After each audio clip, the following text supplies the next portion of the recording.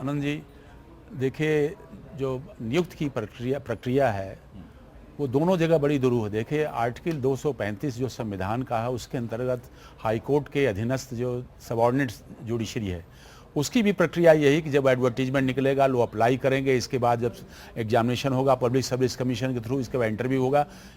इस प्रक्रिया में देखा गया इसमें भी 6 महीने वर्षों से देर लग जाती है। दूसरे सैंक्शन स्ट्रेंथ नहीं होती, सुविधाएं नहीं मिलती।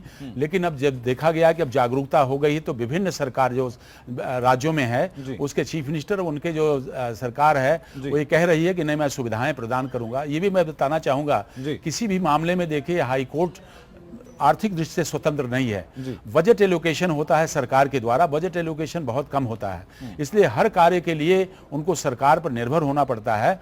तो एडवर्टीजमेंट से लेके सिलेक्शन तक उसमें इतना दुरूह प्रक्रिया है कि नीचे के अदालतों में भी देखिए बहुत सारी पेंडेंसी, यूपी में बहुत ज्यादा देखिए जजेस की नियुक्ति लोअर कोर्ट में होनी है, इसी तरह तमाम प्रदेश में होना है। अभी हजारों जजेस की नियुक्ति लोअर कोर्ट में होनी है।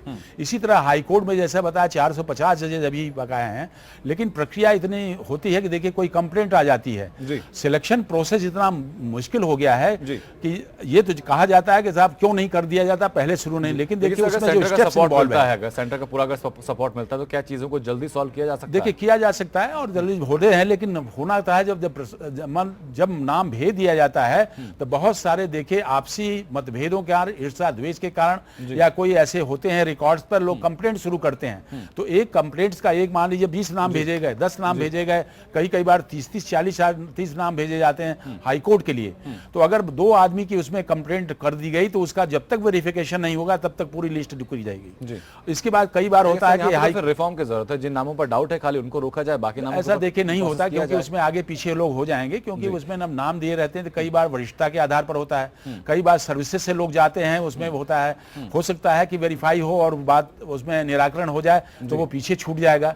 तो कई चीजें, कुछ चीजों ऐसे जो है अवॉइड नहीं की जा सकती, कुछ चीजें अवॉइड की जा सकती हैं। जिसमें देखिए इसमें संकल्प की जरूरत है, सोच की जरूरत है और बहुत सी इच्छा शक्ति की जरूरत है। जब ये चारों तरफ से देखिए प्रश्न होगा, गवर्नमेंट भी करेगी और की जो एजेंसीज हैं